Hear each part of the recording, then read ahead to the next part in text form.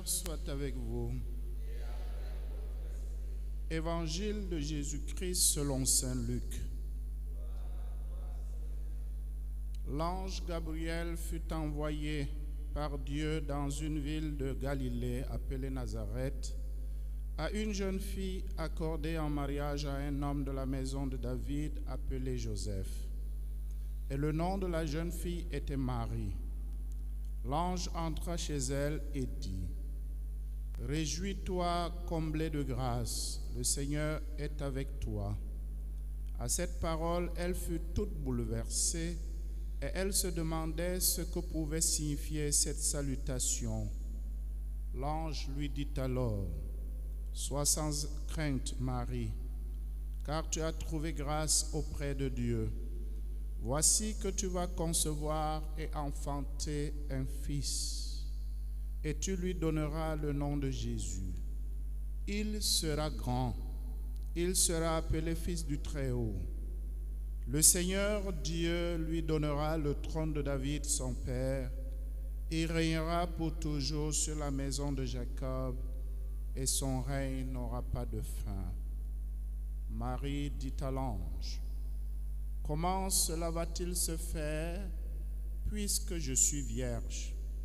L'ange lui répondit: L'Esprit Saint viendra sur toi, et la puissance du Très-Haut te prendra sous son ombre.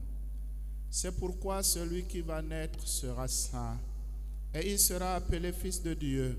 Et voici qu'Élisabeth, ta cousine, a conçu elle aussi un fils dans sa vieillesse, et elle en est à son 6e mois, alors qu'on l'appelait la femme stérile.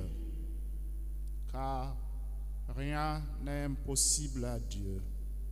Marie dit alors: Voici la servante du Seigneur, que tout se passe pour moi selon ta parole. Acclamons la parole de Dieu.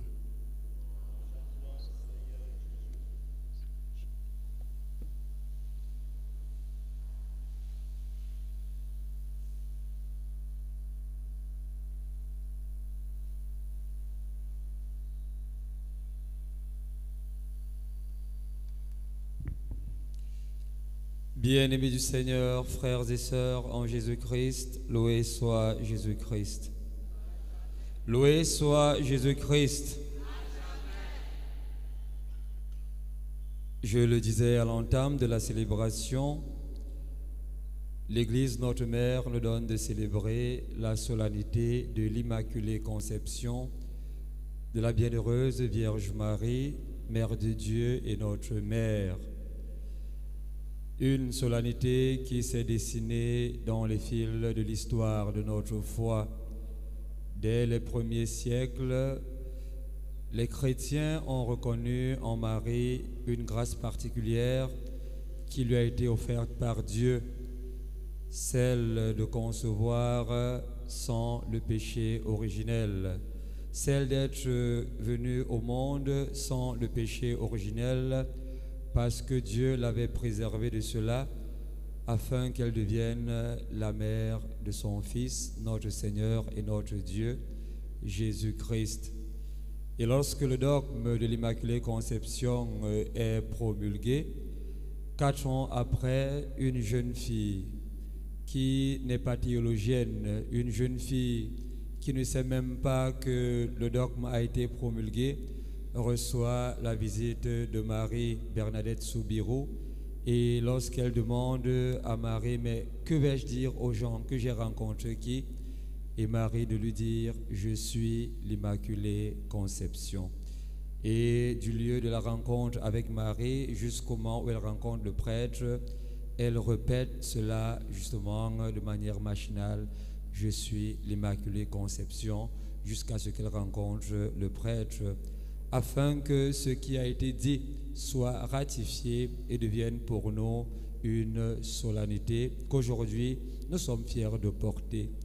Et notre Église qui est au Cameroun est intimement liée à cette solennité de l'Immaculée Conception, parce qu'à Marienberg, le 8 décembre 1890, lorsque les prêtres palotins, les tout premiers, arrivent là-bas, ils célèbrent la première Eucharistie. Et 45 ans après, en 1935, les premiers prêtres sont ordonnés. Et notre diocèse ou archidiocèse de Douala a pris justement cette tradition-là de manière pérenne, de telle manière que beaucoup de nos prêtres, sinon la plupart, ont été ordonnés le 8 décembre. C'est donc l'occasion pour nous de prier aussi pour les prêtres qui sont à Douala, de prier pour que notre église qui est au Cameroun soit une église missionnaire, de telle manière que chacun d'entre nous puisse, comme la Vierge Marie, accepter le projet de Dieu dans sa vie. Bien-aimés du Seigneur, frères et sœurs en Jésus-Christ, lorsque nous célébrons l'Immaculée Conception, nous célébrons le 8 de Marie. Nous célébrons Marie qui dit « Je suis la servante du Seigneur, que tout se passe pour moi selon ta parole. » Parce que la parole de Dieu arrive toujours en nous comme une proposition et non comme une obligation. Dieu se propose à nous depuis la création du monde. Lorsqu'il crée Adam et Ève, il leur donne tout sur leur domination. Il leur donne de pouvoir régner sur la création, mais il leur laisse la liberté de pouvoir obéir ou de désobéir. Et nous voyons que nos premiers parents, Adam et Ève, ont brillé par la désobéissance. Parce que lorsque le diable vient leur proposer justement de ne plus respecter le commandement de Dieu ou le précepte de Dieu, ils se laissent emporter justement par ce désir, cette passion de pouvoir être les égaux de Dieu. Alors, ils tombent dans le péché de manière que nous partageons tous le péché originel que le baptême vient laver. Mais lorsque ce péché est lavé, est-ce que notre oui baptismal demeure périn? Nous voyons donc que chaque jour, au lieu d'obéir à Dieu, nous faisons comment? Nous brillons par la désobéissance. Et de jour en jour, au lieu de laisser Dieu être le tout de notre vie, nous laissons le monde nous dominer. Marie donc en ce jour nous rappelle que notre oui doit être oui et notre non doit être non. Si nous avons dit oui à Dieu, il faut que cela transparaisse dans la réalité même, la quotidienneté de notre vie. Le oui de Marie est resté oui, de telle manière qu'elle est restée intimement liée à son Seigneur, intimement liée à son Fils. Elle l'a accompagné partout en faisant toujours sa volonté. Toi et moi donc aujourd'hui, qui avons aussi accepté de pouvoir accueillir Dieu dans notre vie par la vie sacramentelle, par la vie de foi, est-ce que nous rendons compte que nous sommes aussi comme la Vierge Marie des porteurs de Dieu? Est-ce que nous rendons compte que le Seigneur notre Dieu est venu demeurer en nous, qu'il habite en nous, qu'il habite dans nos cœurs? Et il faudrait donc que l'exercice de notre vie sacramentelle témoigne de cette grâce que le Seigneur nous a faite. Bien-aimés Seigneur, frères et sœurs en Jésus-Christ, nous ne sommes pas donc des chrétiens pessimistes, des chrétiens qui baissent les bras en disant, ben voilà, j'ai été baptisé et aujourd'hui, je n'arrive plus à faire la volonté de Dieu. Il faut se donner à Dieu. Il faut redécouvrir en nous et en soi la présence de Dieu qui nous permette d'être des personnes missionnaires, c'est-à-dire ceux-là qui vont annoncer la parole de Dieu. Non seulement ils portent la parole de Dieu, mais ils l'annoncent. Ils restent fermes au commandement de Dieu. Ils restent fermes aux préceptes de Dieu et ils se disent « Rien n'est impossible à Dieu ». Oui, rien n'est impossible à Dieu. Le panorama aujourd'hui de notre Église qui est au Cameroun et même dans le monde entier peut nous pousser justement à baisser les bras. Ce sont des guerres, ce sont des souffrances, c'est la faim, l'homosexualité veut s'établir. Nous voyons des gens et des autres qui se donnent au satanisme. On les frères dans la même famille ne s'aiment plus et on se dit mais ils ont été baptisés. Comment se fait-il aujourd'hui que ce soit le péché qui soit le maître mot?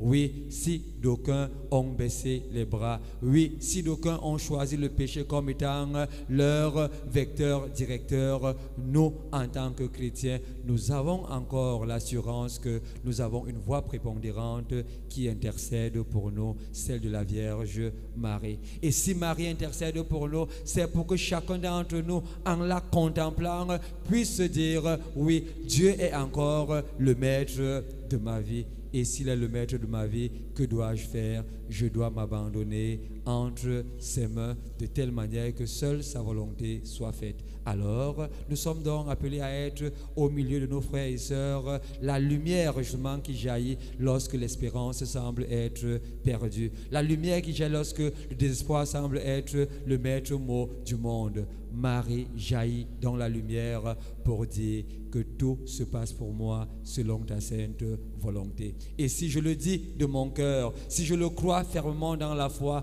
alors dans mon milieu de vie, je suis capable de redonner espoir par la qualité de ma vie en proposant Dieu au monde, en proposant Dieu à ma famille, en proposant Dieu à mon lieu de service, en laissant que la parole de Dieu s'incarne justement dans le tout de ma vie. Comme pour dire, l'Immaculée Conception de la Vierge Marie est intimement liée à la maternité divine de la Vierge Marie. Parce que Marie accueille le Seigneur, alors Dieu, justement, la préserve du péché originel. Si toi et moi, donc aujourd'hui, nous prenons encore la décision de manière solennelle d'accueillir le Seigneur, alors Dieu va nous préserver justement de cette faiblesse qui tend aujourd'hui à nous amener à être des chrétiens simplement de façade. Chrétiens par le baptême, chrétiens par la communion, chrétiens par la confirmation, chrétiens par le sacrement de mariage, chrétiens par le sacrement de l'ordre, mais dans l'agir, on n'est plus chrétien. On se mêle au monde, on devient mondain, on éteint sa flamme et on vit dans le monde comme si Dieu n'existait pas. Puisse donc la Vierge Marie intercéder pour nous de telle manière que celui du départ, qui est celui de la Vierge Marie, mais qui est aussi le nôtre, puisse nous accompagner chaque jour. Alors, en vivant, nous allons vivre dans la lumière, lumière dans la paix du cœur, lumière dans une vie de justice, lumière dans l'accompagnement du Seigneur à travers les différentes missions qu'il nous accompagne. Les uns comme prêtres, les autres comme fonctionnaires, les autres comme dans la société civile, les autres comme dans les petits métiers, mais chacun d'entre nous en vivant dans la fidélité de la parole de Dieu. Parce que si Dieu est avec nous, rien n'est impossible à Dieu dans notre vie. Si nous prions alors fortement pour la paix au Cameroun, en faisant la paix dans notre cœur, en faisant la paix dans nos communautés, en faisant la paix partout où nous passerons, alors le Seigneur rendra possible ce que les uns pensent être impossible. Rien n'est impossible à Dieu, surtout lorsqu'on croit. Marie, notre Mère, intercède pour nous afin que nous puissions être de bons prêtres, nous puissions être de bons chrétiens et que le témoignage de notre vie chaque jour soit le reflet de l'acceptation de ta présence dans nos vies pour ta plus grande gloire et notre propre salut. Loué soit Jésus-Christ.